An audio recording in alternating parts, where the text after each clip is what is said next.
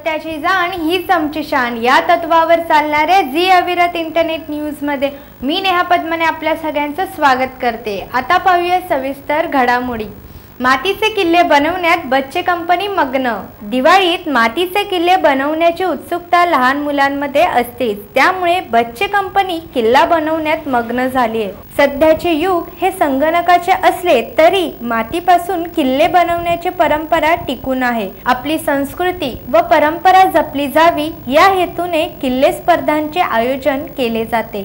माझे नाव गौरव विजय जोशी आहे आणि मला किल्ला बनवायचा माझ्या मम्मीने आणि पप्पाने दिला। खाली आम्हाला किल्ला बनवायला परवानगी नव्हती दिलेली, तरी मी किल्ला बनवलाच। माझ्या मम्मी पप्पाने सांगितलं की आपण घराच्या बाजूला किल्ला बनव। किल्ले बनवणे हे जरी पारंपरिक असले तरी त्यामध्ये वेगवेगळ्या युक्त्या लढत आधुनिक रूप देण्याचा प्रयत्न बालकांकडून केला जात आहे। नमस्कार, मी संध्या विजय जोशी, मी गौरवची आई। आम्ही किल्ला बनवला आमच्या सोसायटीच्या पॅसेजमध्ये बनवला, आमच्या घराच्या जवळ।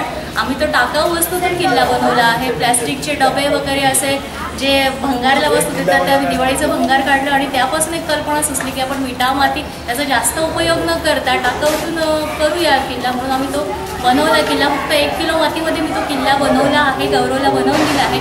पूर्वी आम्ही पण हेच करायचो, माती वगैरे गावाकडे असताना ओटा वगैरे तयार करायचो, पण आताच्या मुलांना काही दिसत नाही ना, त्यांना माती मिळत ना खेळायला जागा मिळत। व्हिडिओ आणि कम्प्युटर याच्या दुनियेत ते सगळे हरवलेले असतात। म्हणूनच मग मी जरा घेतलं मनावरती आणि त्याला गौरवला किल्ला बनवून दिला। की गौरवसोबतच गौरवचे मित्र पण किल्ला बनवायला आले होते, सगळ्यांनी मिळून आम्ही तो किल्ला बनवला।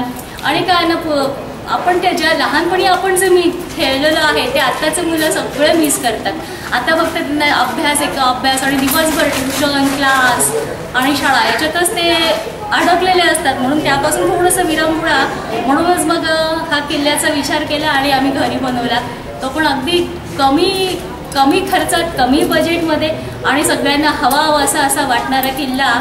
की जुन्या पारंपरिक पूर्वीचे किल्ले कसे होते, शिवाजी महाराजांचे किल्ले कसे होते, कारण माझ्या माहेरी किल्ला आहे, माझा नगरदेवळा पण आमच्या माहेरी किल्ला आहे, त्यामुळे आम्ही पाहिला होता बुरुज, त्यावर असलेले ते त्रिकोणी दगडाचं कोरीव बांधकाम हे सगळं आम्हाला माहिती होतं, ते मुलांना माहिती नाही, म्हणून मग त्यांना या दृष्टीतून दाखवायचं। लक्ष्मीचे पूजन पारंपरिक पद्धतीने करण्यात आले। लक्ष्मी पूजन हा दीप उत्सवातील महत्त्वाचा दिवस समजला जातो। नव्या आशा आकांक्षाची कामना करीत सुखदुःख आणि समृद्धीचे प्रतीक असलेल्या लक्ष्मीचे पूजन गुरुवारी पारंपरिक पद्धतीने उत्साहात साजरे करण्यात आले।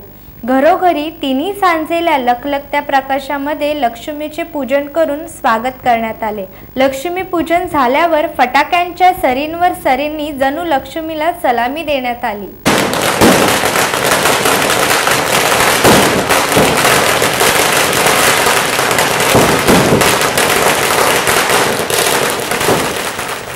भाऊबीज सण उत्साहात साजरा। भावा बहिणीच्या नात्यातील महत्त्वाचा दिवस म्हणजे भाऊबीज। भाऊबीजेला बहिणीने भावाला ओवाळल्यानंतर भाऊ तिला ओवाळणी घालतो, तर बहीण ही भावाला भेटवस्तू देते। दरवर्षीप्रमाणे यंदाही सर्वत्र भाऊबीज उत्साहात साजरी करण्यात आली।